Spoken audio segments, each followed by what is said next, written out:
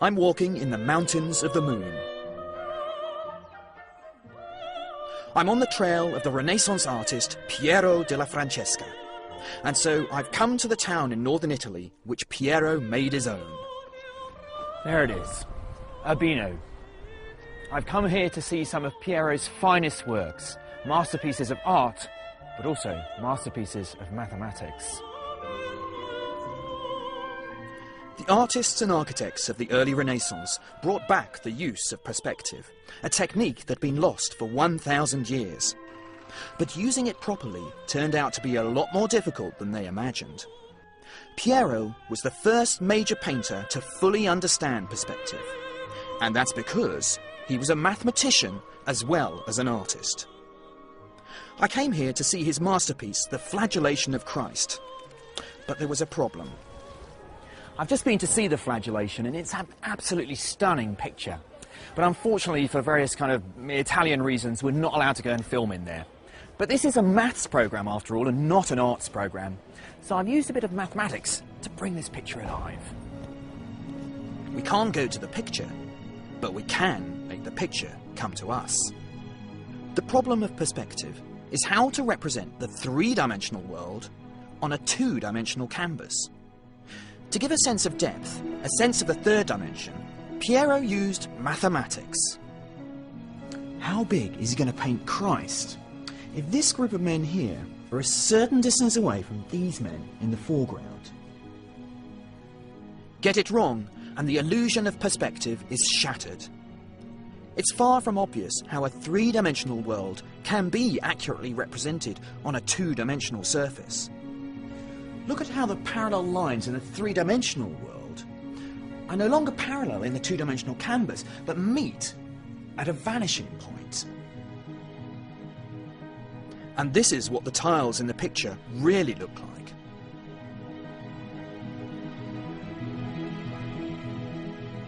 What is emerging here is a new mathematical language which allows us to map one thing into another. The power of perspective unleashed a new way to see the world. A perspective that would cause a mathematical revolution. Piero's work was the beginning of a new way to understand geometry. But it would take another 200 years before other mathematicians would continue where he left off.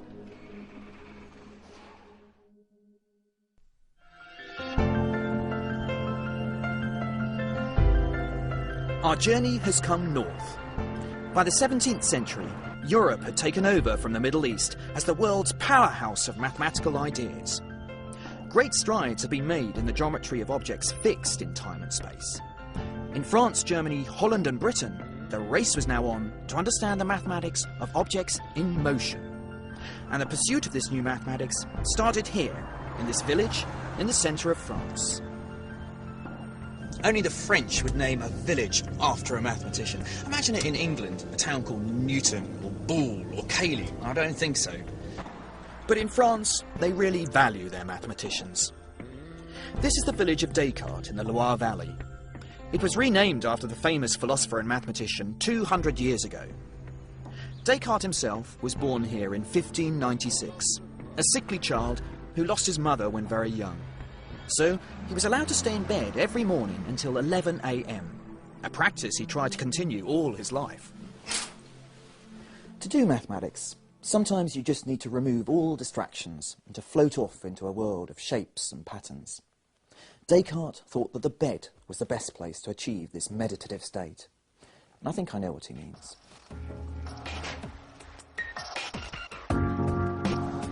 The house where Descartes undertook his bedtime meditations is now a museum dedicated to all things Cartesian. Come with me. Its exhibition pieces, arranged by curator Sylvia Garnier, show how his philosophical, scientific and mathematical ideas all fit together. It also features less familiar aspects of Descartes' life and career. So he decided to be a soldier in the army, in the Protestant army, and in the Catholic army. No problem for him, because no patriotism. Sylvia is putting it very nicely, but Descartes was in fact a mercenary. He fought for the German Protestants, the French Catholics, and anyone else who would pay him. Very early one autumn morning in 1628, he was in the Bavarian army, camped out on a cold riverbank. Inspiration very often strikes in very strange places. A story is told how Descartes couldn't sleep one night, maybe because he was getting up so late, or perhaps he was celebrating St. Martin's Eve and had just drunk too much. Anyway, problems were tumbling around in his mind. He was thinking about his favourite subject, philosophy, but he was finding it very frustrating. How can you actually know anything at all? Then he slips into a dream. And in the dream, he understood that the key was to build philosophy on the indisputable facts of mathematics. Numbers, he realised, could brush away the cobwebs of uncertainty. He wanted to publish all his radical ideas, but he was worried how they'd be received in Catholic France. So he packed his bags and left. Descartes found a home here in Holland. He'd been one of the champions of the new scientific revolution, which rejected the dominant view that the sun went round the earth, an opinion that had got scientists like Galileo into deep trouble with the Vatican. Descartes reckoned that here amongst the Protestant Dutch, he would be safe, especially at the old university town of Leiden, where they valued maths and science. I've come to Leiden too. Unfortunately, I'm late. Hello. Yeah, I'm sorry I'm so late. I got a puncture, so it took me a bit of time. Yeah. Henk Bos is one of Europe's most eminent Cartesian scholars. He's not surprised the French scholar ended up in Leiden. He came to talk with people, and some people were open to his ideas. This was not only mathematics, it was also mechanics, especially. He merged algebra and geometry. Right. So you could have formulas and figures and go back and forth. So a sort of dictionary between the two provides... Yeah. This dictionary, which was finally published here in Holland in 1637, included mainly controversial philosophical ideas. But the most radical thoughts were in the appendix, a proposal to link algebra and geometry. Each point in 2 dimensions can be described by 2 numbers, one giving the horizontal location, the second number giving the point's vertical location. As the point moves around a circle, these coordinates change, but we can write down an equation that identifies the changing value of these numbers at any point in the figure. Suddenly, geometry has turned into algebra. Using this transformation from geometry into numbers, you could tell, for example, if the curve on this bridge was part of a circle or not. You didn't need to use your eyes. Instead, the equations of the curve would reveal its secrets. But it wouldn't stop there.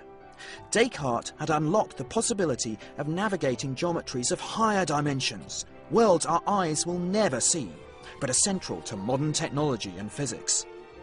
There's no doubt that Descartes was one of the giants of mathematics. Unfortunately, though, he wasn't the nicest of men. I think he was not an easy person. So, and he was very much concerned about his image. He was entirely self-convinced that he was right, also when he was wrong. And his first reaction would be that the other one was stupid and hadn't understood it. Descartes may not have been the most congenial person, but there's no doubt that his insight into the connection between algebra and geometry transformed mathematics forever. For his mathematical revolution to work, though, he needed one other vital ingredient. To find that, I had to say goodbye to Henk and Leiden and go to church.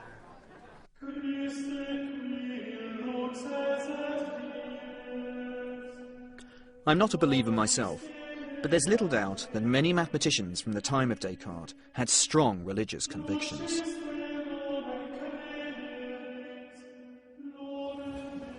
Maybe it's just a coincidence, but perhaps it's because mathematics and religion are both building ideas upon an undisputed set of axioms.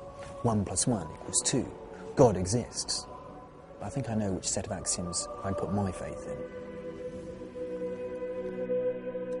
In the 17th century, there was a Parisian monk who went to the same school as Descartes. He loved mathematics as much as he loved God. Indeed, he saw maths and science as evidence of the existence of God. Maren Mersenne was a first-class mathematician. One of his discoveries in prime numbers is still named after him. But he is also celebrated for his correspondence.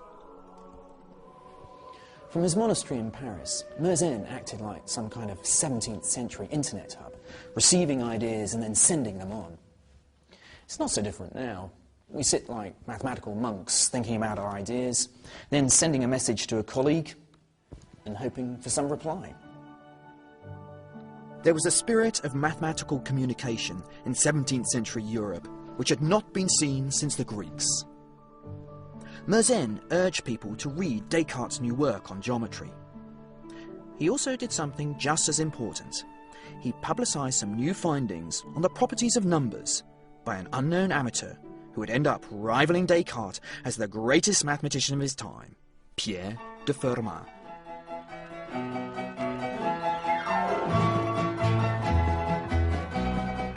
Here in Beaumont-de-Lomagne, near Toulouse, residents and visitors have come out to celebrate the life and work of the village's most famous son.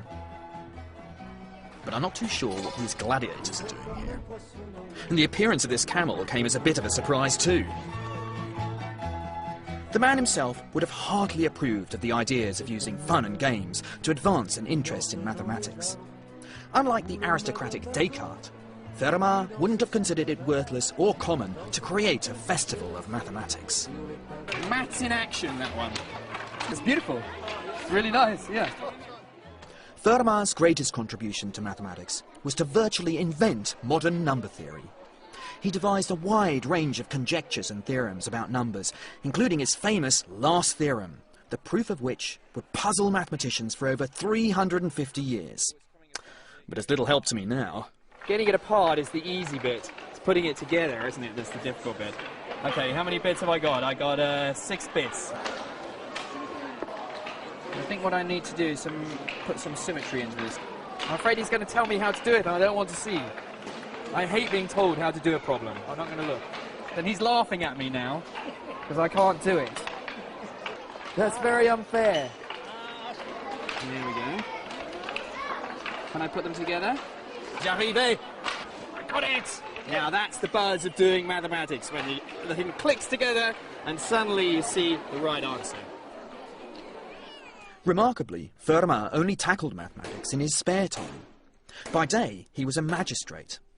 Battling with mathematical problems was his hobby and his passion. The wonderful thing about mathematics is that you can do it anywhere. You don't have to have a laboratory. You don't even really need a library. Fermat used to do much of his work while sitting at the kitchen table, or praying in his local church, or up here on his roof. He may have looked like an amateur, but he took his mathematics very seriously indeed. Fermat managed to find several new patterns in numbers that had defeated mathematicians for centuries. One of my favourite theorems of Fermat is all to do with prime numbers. If you've got a prime number, which when you divide it by 4 leaves remainder 1, then Fermat showed that you could always rewrite this number as 2 square numbers added together. For example, I've got 13 cloves of garlic here, a prime number which has remainder 1 when I divide it by 4. Fermat proved you could rewrite this number as 2 square numbers added together. So 13 can be rewritten as 3 squared plus 2 squared, or 4 plus 9. The amazing thing is that Fermat proved this will work however big the prime number is. Provided it has remainder 1 on division by 4, you can always rewrite that number as 2 square numbers added together. Oh my God! What I love about this sort of day is the playfulness of mathematics. And Fermat certainly enjoyed playing around with numbers. He loved looking for patterns in numbers. And then the puzzle side of mathematics. He wanted to prove that these patterns would be there forever. But as well as being the basis for fun and games in the years to come, Fermat's mathematics would have some very serious applications. One of his theorems, his little theorem, is the basis of the codes that protect our credit cards on the internet. Technology we now rely on today all comes from the scribblings of a 17th century mathematician. But the usefulness of Fermat's mathematics is nothing compared to that of our next great mathematician. And he comes not from France at all, but from its great rival. In the 17th century, Britain was emerging as a world power. Its expansion and ambitions required new methods of measurement and computation, and that gave a great boost to mathematics. The university towns of Oxford and Cambridge were churning out mathematicians who were in great demand. And the greatest of them was Isaac Newton. I'm here in Grantham, where Isaac Newton grew up, and they're very proud of him here. Have a wonderful statue to him. They've even got a shopping centre, the Isaac Newton Shopping Centre, with a nice Apple logo up there. There's a school where he went to, which has got a nice blue plaque, and there's a museum over here in the town hall, although actually one of the other famous residents here, Margaret Thatcher, has got as big a display as Isaac Newton. In fact, the Thatcher cups have sold out, and there's loads of Newton ones still left, so I thought I would support mathematics by buying a Newton cup. And Newton's maths does need supporting. Newton's obviously very famous around here. Do you know what he's famous for? No. Discovering gravity. Gravity. Gravity, yes. Gravity? Apple tree and all that. Yeah. Gravity. Gravity. And that pretty much summed it up. If people know about Newton's work at all, it is his physics, his laws of gravity and motion, not his mathematics. You're in a rush, okay. Acceleration, you see, one of Newton's laws.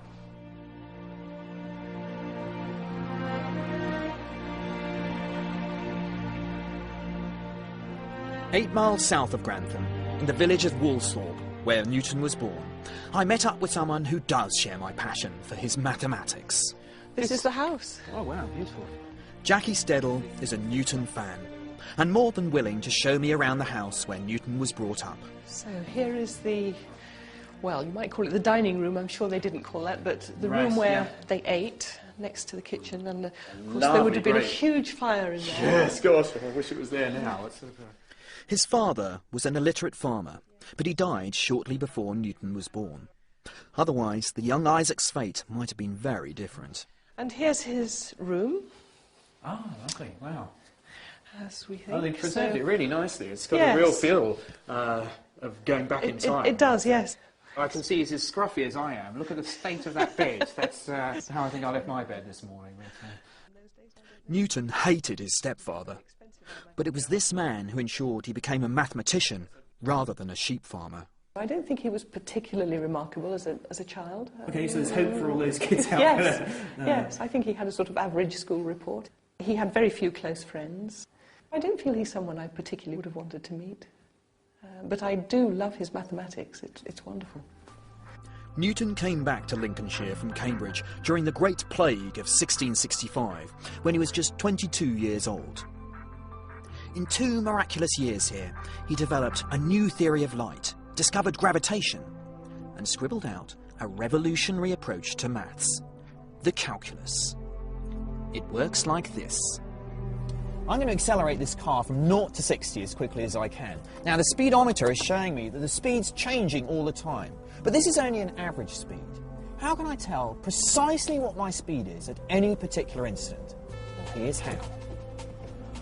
As the car races along the road, we can draw a graph above the road, where the height above each point on the road records how long it took the car to get to that point.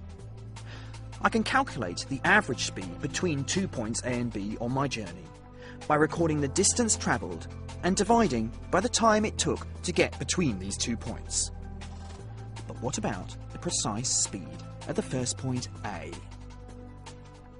If I move point B closer and closer to the first point, I take a smaller and smaller window of time, and the speed gets closer and closer to the true value.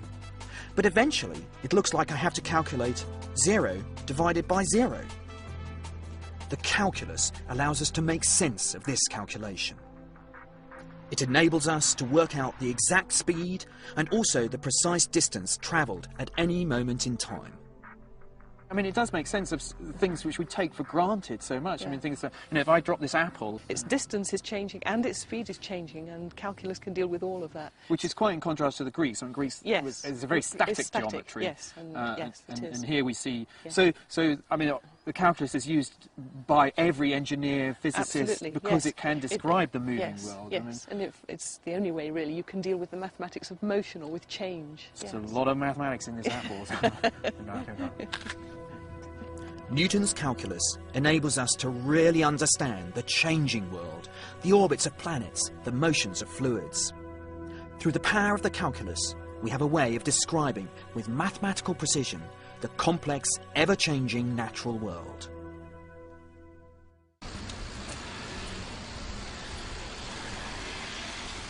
But it would take 200 years to realise its full potential. Newton himself decided not to publish, but just to circulate his thoughts among friends. His reputation, though, gradually spread. He became a professor, an MP, and then warden of the Royal Mint here in the City of London. On his regular trips to the Royal Society from the Royal Mint, he preferred to think about theology and alchemy rather than mathematics. Developing the calculus just got crowded out by all his other interests, until he heard about a rival. A rival who was also a member of the Royal Society, and who came up with exactly the same idea as him: Gottfried Leibniz. Every word Leibniz wrote has been preserved and catalogued in his hometown of Hanover in northern Germany. His actual manuscripts are kept under lock and key, particularly the manuscript which shows how Leibniz also discovered the miracle of calculus, shortly after Newton. What age was he when he wrote he was 29 years old, and that's the time, within 2 months, he developed differential calculus and integral calculus. Really, in 2 months? So it was all fast and furious when it comes. It's, There's a little scrap of paper over here. What's that one? Yeah, is that a letter or? That's a small manuscript, and Leibniz notes. Sometimes it happens that in the morning, lying in the bed, I have so many ideas that it takes the whole morning, and sometimes even longer, to note all these ideas and bring them to paper. Right. No, I suppose that's beautiful. I suppose that he liked to lie in the bed in the morning. A true mathematician. Yeah. Spends his time thinking in bed. And I see you've got some paintings down here. So this is a painting. This is what he looked like. Right. Yeah. Even though he didn't become quite the 17th century celebrity that Newton did, it wasn't such a bad life. Leibniz worked for the royal family of Hanover and travelled around Europe representing their interests. This gave him plenty of time to indulge in his favourite intellectual pastimes, which were wide even for the time. He devised a plan for reunifying the Protestant and Roman Catholic churches, a proposal for France to conquer Egypt, and contributions to philosophy and logic which are still highly rated today. He wrote all these letters. I mean, that's absolutely extraordinary. Yeah. He must have cloned himself. I can't believe there was just one Leibniz, you know. But Leibniz was not just a man of words. He was also one of the first people to invent practical calculating machines that worked on the binary system, true forerunners of the computer. 300 years later, the engineering department at Leibniz University here in Hanover have put them together following Leibniz's blueprint. I love all the ball bearings. So these are going to be our zeros and ones. So a ball bearing is a only 1. zeros and 1. Yeah. Now we represent the number 127. In binary, it means that we have the first 7 digits in 1. Yeah. And now I give in number 1. Okay. Now we add 127 plus 1 is 128, which is 2 power 8. Oh, okay. So there's going to be lots of action. Would you show this here? So this is the money shot. So we're going to add 1. Oh, here we go. They're all carrying. So this 128, this is 2 power 8. Excellent. So 127 in binary is 1, 1, 1, 1, 1, 1, 1, which is all the ball bearings here. To add 1, we need, it all gets carried. So this goes to 0, 0, 0, 0, and we have a power of 2 here. So this mechanism gets rid of all the ball bearings that you don't need. It's like pinball, mathematical pinball. Exactly. I love this machine.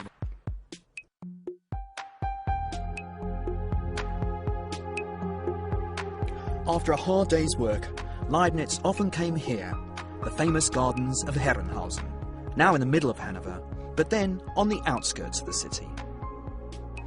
Something about mathematics and walking. I don't know, you've been working at your desk all day or morning on some problem and your head's all fuzzy and you just need to come and have a walk. You let your subconscious mind kind of take over, and sometimes you get your breakthrough just looking at the trees or whatever. I certainly had some of my best ideas whilst walking my local park, so I'm hoping to get a little bit of inspiration here on Leibniz's local stomping ground. I didn't get the chance to purge my mind of mathematical challenges, because in the years since Leibniz lived here, someone has built a maze. Well, there is a mathematical formula for getting out of a maze, which is if you put your left hand on the side of the maze and just keep it there, keep on winding round, you eventually get out. That's the theory, at least. Let's see whether it works.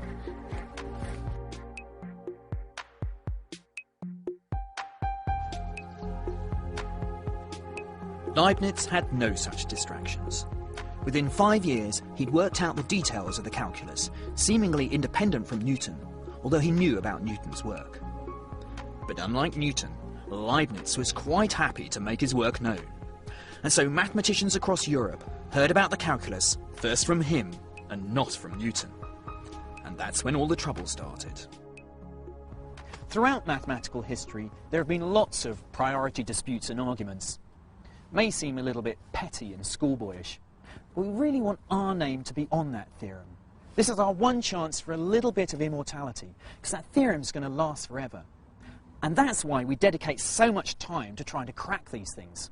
And somehow we can't believe that somebody else has got it at the same time as us. These are our theorems, our babies, our children, and we don't want to share the credit. Back in London, Newton certainly didn't want to share credit with Leibniz, who he thought of as a Hanoverian upstart. After years of acrimony and accusation, the Royal Society in London was asked to adjudicate between the rival claims. The Royal Society gave Newton credit for the first discovery of the calculus, and Leibniz credit for the first publication.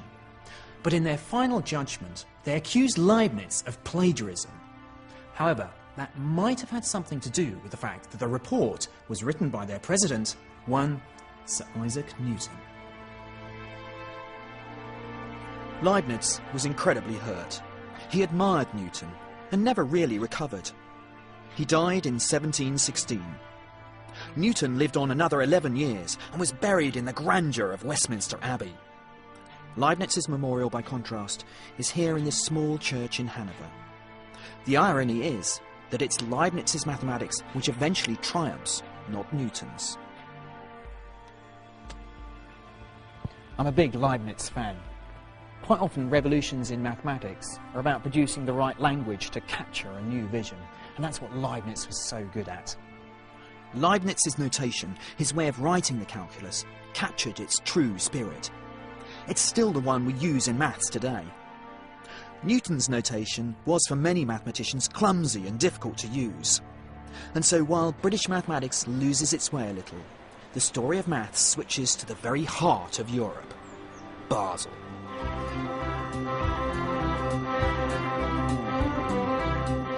In its heyday in the 18th century, the free city of Basel in Switzerland was the commercial hub of the entire Western world. Around this maelstrom of trade, there developed a tradition of learning, particularly learning which connected with commerce. And one family summed all this up. It's kind of curious. Artists often have children who are artists. Musicians, their children are often musicians. But us mathematicians? Our children don't tend to be mathematicians. I'm not sure why it is. At least that's my view, although others dispute it. What no one disagrees with is there is one great dynasty of mathematicians, the Bernoullis.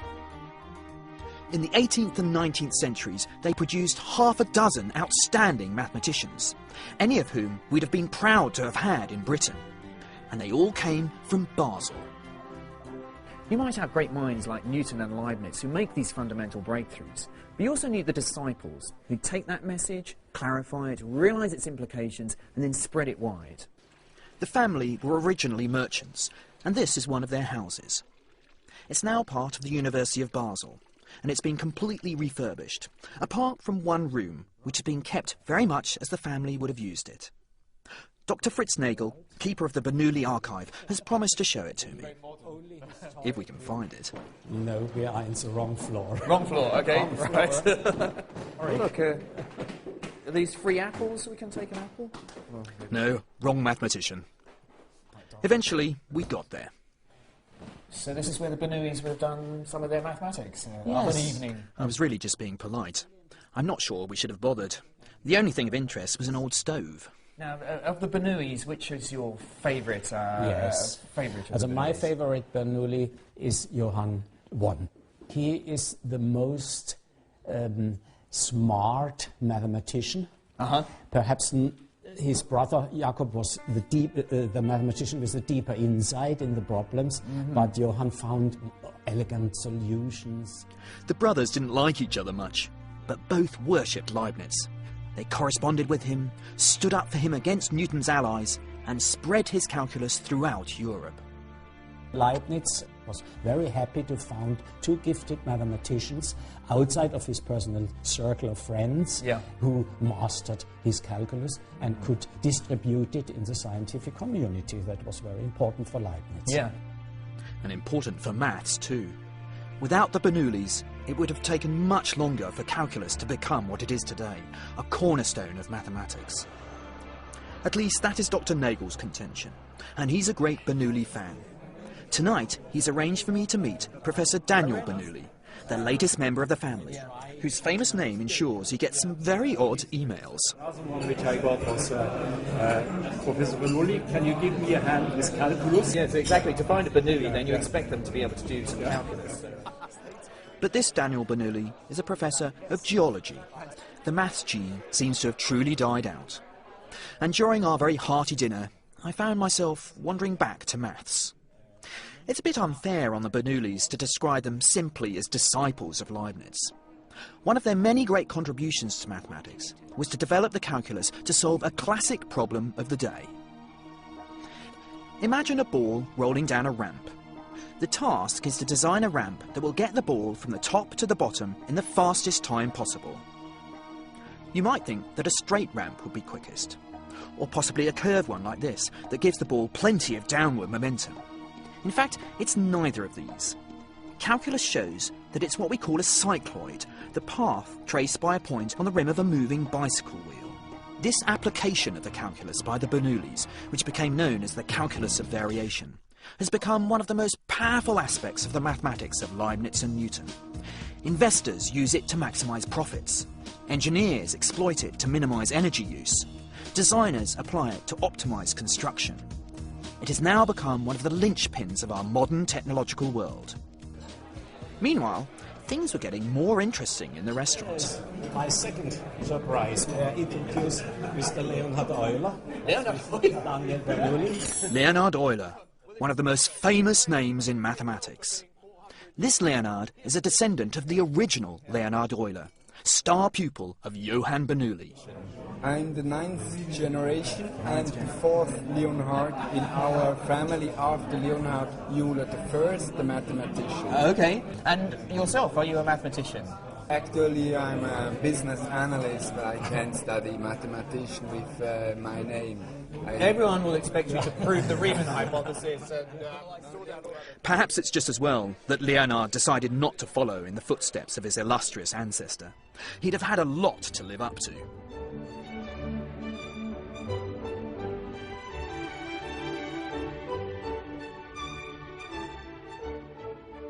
I'm going in a boat across the Rhine, and I must say I'm feeling a little bit worse for wear this morning. Last night's dinner with Mr. Euler and Professor Bernoulli degenerated into toasts to all the theorems that the Bernoullis and Eulers had proved, and by God, they proved quite a lot of them. Never again. I was getting disapproving glances from my fellow passengers as well. Luckily, it was only a short trip. Not like the trip that Euler took in 1728 to start a new life. Euler may have been the prodigy of Johann Bernoulli, but there was no room for him in the city. If your name wasn't Bernoulli, then there was little chance of getting a job in mathematics here in Basel. But Daniel, the son of Johann Bernoulli, was a great friend of Euler and managed to get him a job at his university. But to get there would take 7 weeks, because Daniel's university was in Russia.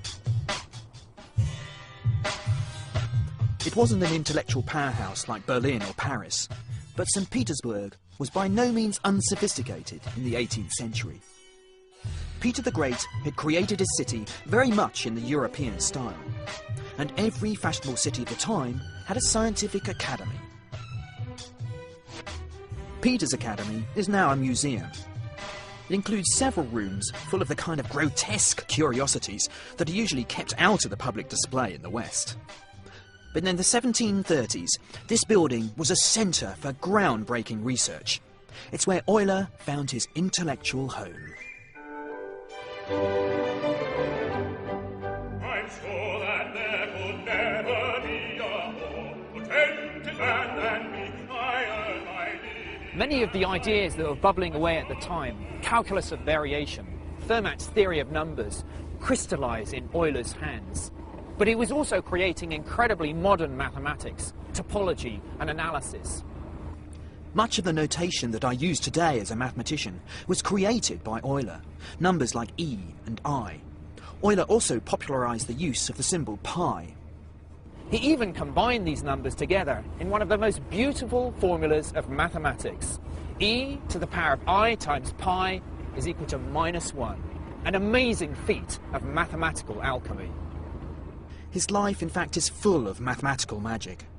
Euler applied his skills to an immense range of topics, from prime numbers to optics to astronomy. He devised a new system of weights and measures, wrote a textbook on mechanics, and even found time to develop a new theory of music. I think of him as the Mozart of maths, and that view is shared by the mathematician Nikolai Vavilov, who met me at the house that was given to Euler by Catherine the Great. Euler lived here from 66 to 83, which means from the year he came back to St. Petersburg to the year he died. And he was a member of the Russian Academy of Sciences and the greatest mathematician. Right. This is exactly what it says. What is it now? Now it's a school, actually. A school? Yeah. Should we go in and see what's... Okay, yeah. I'm not sure Nikolai entirely approved, but nothing ventured. Perhaps we should talk to the head teacher and see whether we can... Здравствуйте, мы пройдем к директору. The head didn't mind at all. I rather got the impression that she was used to people dropping in to talk about Euler. She even had a couple of very able pupils suspiciously close to hand. These two young ladies are ready to tell a few words about the scientist and about this very building. They certainly knew their stuff. They'd undertaken an entire classroom project on Euler. His long life, happy marriage, and 13 children. And then his tragedies. Only 5 of his children survived to adulthood. His first wife, who he adored, died young. He started losing most of his eyesight.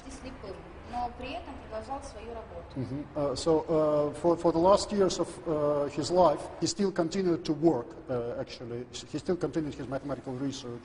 Yeah, I read a lovely quote that said now with his blindness he hasn't got any distractions and he can finally get on with his mathematics. Yeah, this is what he said, yes. Very positive attitude. Actually, it was a totally unexpected and charming visit. Although I couldn't resist sneaking back and correcting one of the equations on the board when everyone else had left. To demonstrate one of my favourite Euler theorems, I needed a drink. It concerns calculating infinite sums, the discovery that shot Euler to the top of the mathematical pops when it was announced in 1735. Take 1 shot glass full of vodka and add it to this tall glass here.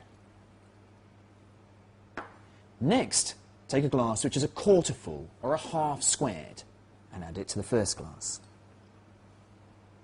Next, take a glass which is a 1/9 full or a third squared and add that one. Now, if I keep on adding infinitely many glasses where each one is a fraction squared, how much will be in this tall glass here? It was called the Basel problem after the Bernoullis tried and failed to solve it. Daniel Bernoulli knew that you would not get an infinite amount of vodka. He estimated that the total would come to about 1 3/5. But then Euler came along. Daniel was close, but mathematics is about precision. Euler calculated that the total height of the vodka would be exactly pi squared divided by 6. It was a complete surprise. What on earth did adding squares of fractions have to do with this special number pi? But Euler's analysis showed that they were two sides of the same equation. 1 plus a quarter plus a ninth plus a 16th and so on to infinity is equal to pi squared over 6. That's still quite a lot of vodka, but here goes.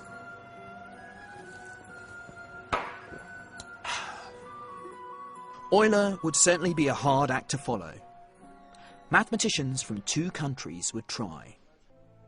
Both France and Germany were caught up in the age of revolution that was sweeping Europe in the late 18th century. Both desperately needed mathematicians, but they went about supporting mathematics rather differently. Here in France, the revolution emphasised the usefulness of mathematics. Napoleon recognised that if you were going to have the best military machine, the best weaponry, then you needed the best mathematicians. Napoleon's reforms gave mathematics a big boost, but this was a mathematics that was going to serve society.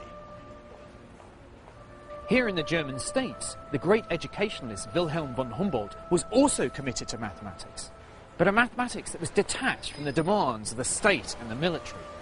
Von Humboldt's educational reforms valued mathematics for its own sake. In France, they got wonderful mathematicians like Joseph Fourier, whose work on sound waves we still benefit from today. MP3 technology is based on Fourier analysis. But in Germany, they got, at least in my opinion, the greatest mathematician ever. Quaint and quiet, the university town of Göttingen may seem like a bit of a backwater. But this little town has been home to some of the giants of maths, including the man who's often described as the prince of mathematics, Carl Friedrich Gauss. Few non-mathematicians, however, seem to know anything about him. Not in Paris. Qui s'appelle Carl Friedrich Gauss. No? Not in Oxford. I've heard names, but I couldn't tell you. No idea. No idea? No. And I'm afraid to say, not even in modern Germany. No. No? Okay. I don't know. You don't know? But in Göttingen, everyone knows who Gauss is. He's the local hero. His father was a stonemason, and it's likely that Gauss would have become one too. But his singular talent was recognised by his mother, and she helped ensure that he received the best possible education. Every few years in the news you hear about a new prodigy who's passed their A-levels at 10, gone to university at 12, but nobody compares to Gauss. Already at the age of 12, he was criticising Euclid's geometry. At 15, he discovered a new pattern in prime numbers which had eluded mathematicians for 2,000 years. And at 19, he discovered a construction of a 17-sided figure which nobody had known before this time. His early successes encouraged Gauss to keep a diary. Here at the University of Göttingen, you can still read it, if you can understand Latin. Fortunately, I had help. The first entry is in 1796. Is it possible to lift it up? Yes, but be careful.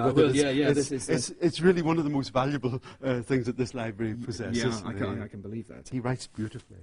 It is aesthetically very pleasing, you know, even if people don't understand what this is. It is just beautiful to look at. So I'm going to put this down, actually. It's very delicate. Yes. The diary proves that some of Gauss's ideas were 100 years ahead of their time. And here are some signs and these are sort of integrals. Very different sort of mathematics. This was the first intimations of the theory of elliptic functions, which was one of his other great developments. So there's already getting very sophisticated. And here you see something that is basically the Riemann zeta function appearing. Wow. Here. Gosh. That's very impressive. The zeta function has become a vital element in our present understanding of the distribution of the building blocks of all numbers, the primes. There is somewhere in the diary here where he says, I've made this wonderful discovery, and incidentally a son was born today. We see his priorities. Yes, indeed. I think I know a few mathematicians like that too. Yes. My priorities, though, for the rest of the afternoon were clear. I needed another walk. Fortunately, Göttingen is surrounded by good woodland trails. It was a perfect setting for me to think more about Gauss's discoveries.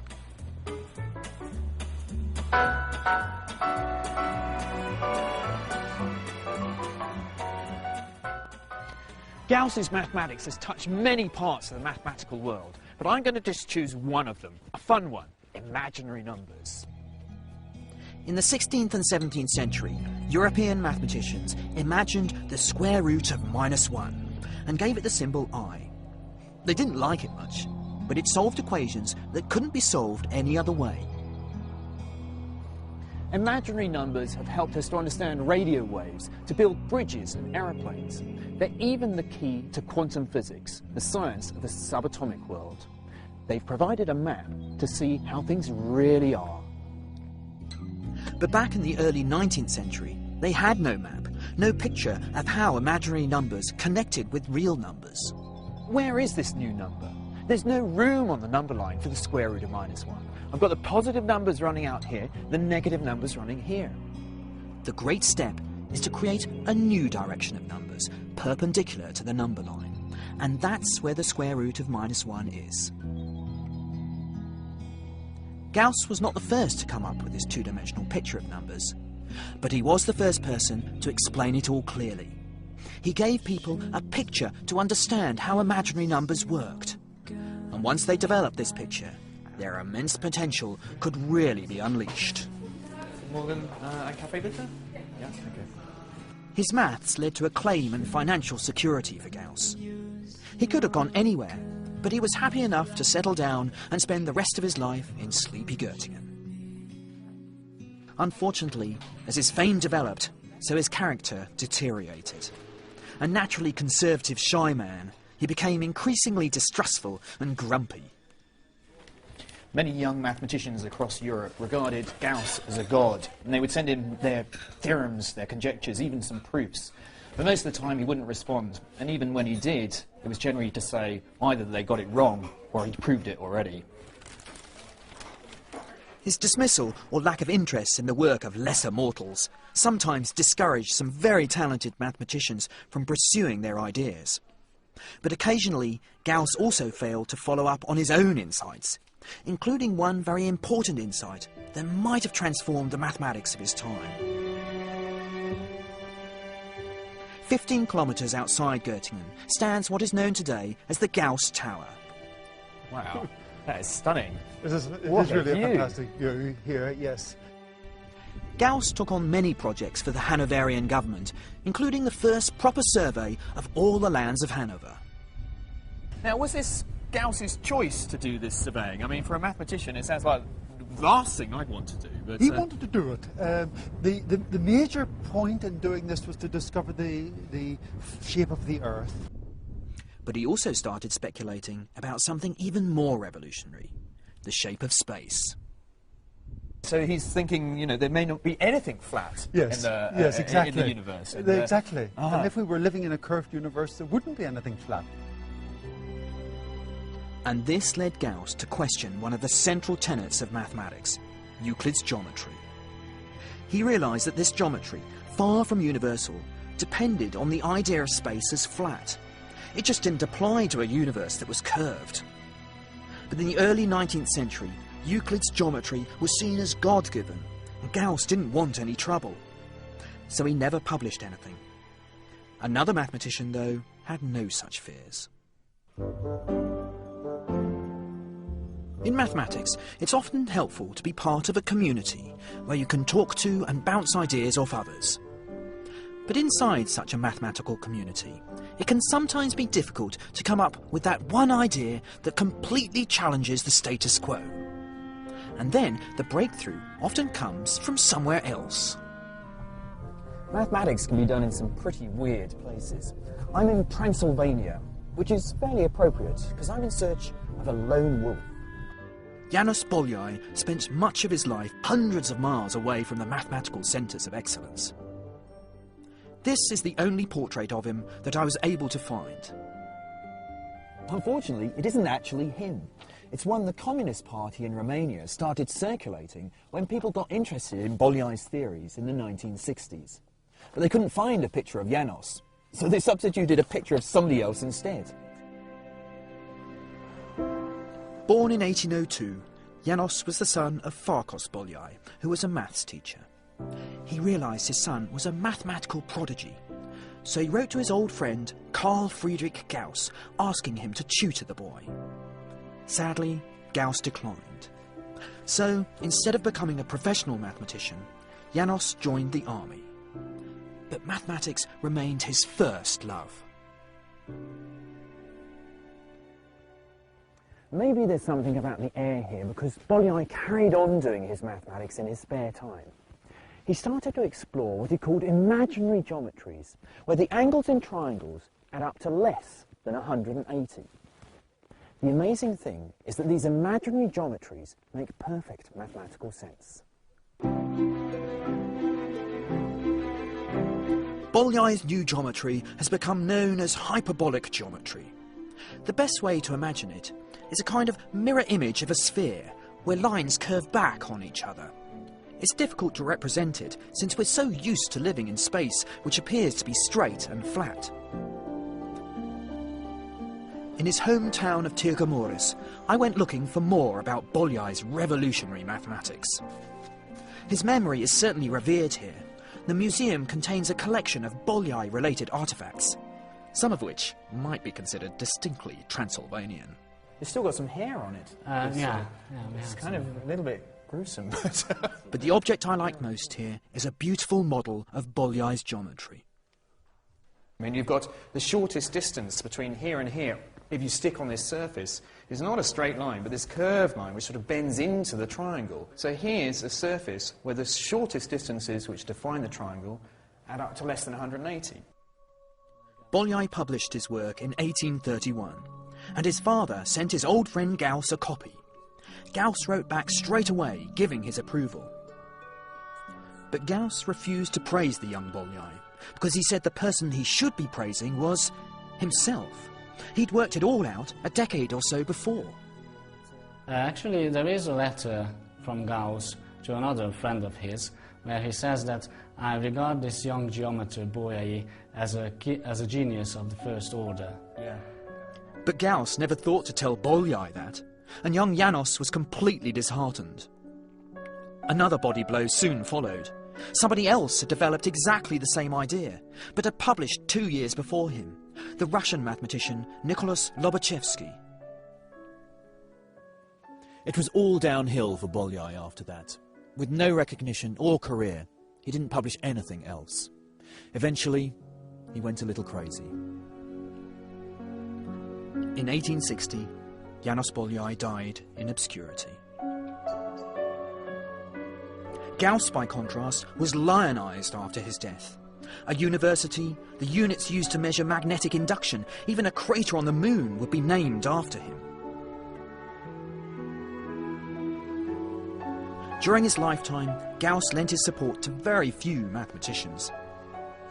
But one exception was another of Göttingen's mathematical giants, Bernhard Riemann.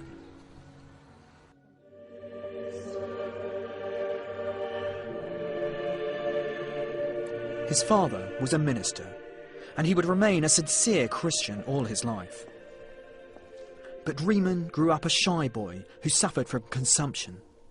His family was large and poor, and the only thing the young boy had going for him was an excellence at maths. That was his salvation. Many mathematicians like Riemann had very difficult childhoods, were quite unsociable. Their lives seemed to be falling apart. It was mathematics that gave them a sense of security. Riemann spent much of his early life in the town of Lüneburg in northern Germany. This was his local school, built as a direct result of Humboldt's educational reforms in the early 19th century. Riemann was one of its first pupils. The head teacher saw a way of bringing out the shy boy. He was given the freedom of the school's library. It opened up a whole new world to him. One of the books he found in there was a book by the French mathematician Legendre, all about number theory. His teacher asked him how he was getting on with it. He replied, "I've understood all 859 pages of this wonderful book." It was a strategy that obviously suited Riemann because he became a brilliant mathematician. And one of his most famous contributions to mathematics was a lecture in 1852 on the foundations of geometry. In the lecture, Riemann first described what geometry actually was and its relationship with the world. He then sketched out what geometry could be, and mathematics of many different kinds of space, only one of which would be the flat Euclidean space in which we appear to live. He was just 26 years old. Was it received well? I mean, did people recognise the revolution? There was no way that people could actually make these ideas concrete. Right. That only occurred 50 years after this, 60 years after this, with Einstein. With Einstein. Yes. So this is the beginning, really, of the revolution which ends with Einstein's relativity. Exactly, yes, yes. Riemann's mathematics changed how we see the world. Suddenly, higher dimensional geometry appeared. The potential was there from Descartes, but it was Riemann's imagination that made it happen.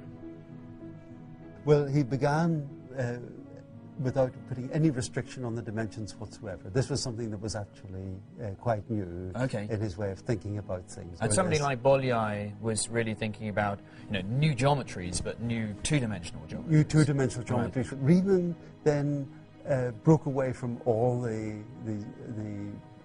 limitations of 2 or 3 dimensions and began to think in higher dimensions. Right. And this was quite new. Yeah. Multi-dimensional space is at the heart of so much mathematics done today. In geometry, number theory, and several other branches of maths, Riemann's ideas still perplex and amaze. He died, though, in 1866.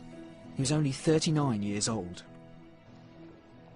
Today, the results of Riemann's mathematics are everywhere. Hyperspace is no longer science fiction, but science fact. In Paris, they've even tried to visualize what shapes in higher dimensions might look like.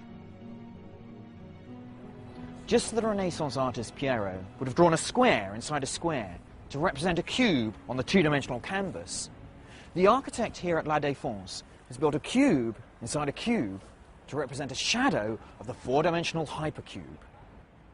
It is with Riemann's work that we finally have the mathematical glasses to be able to explore such worlds of the mind. It's taken a while to make these glasses fit, but without this golden age of mathematics, from Descartes to Riemann, there would be no calculus, no quantum physics, no relativity, none of the technology we use today. But even more important than that, their mathematics blew away the cobwebs and allowed us to see the world as it really is, a world much stranger than we ever thought. You can learn more about the story of maths with the Open University at open2.net.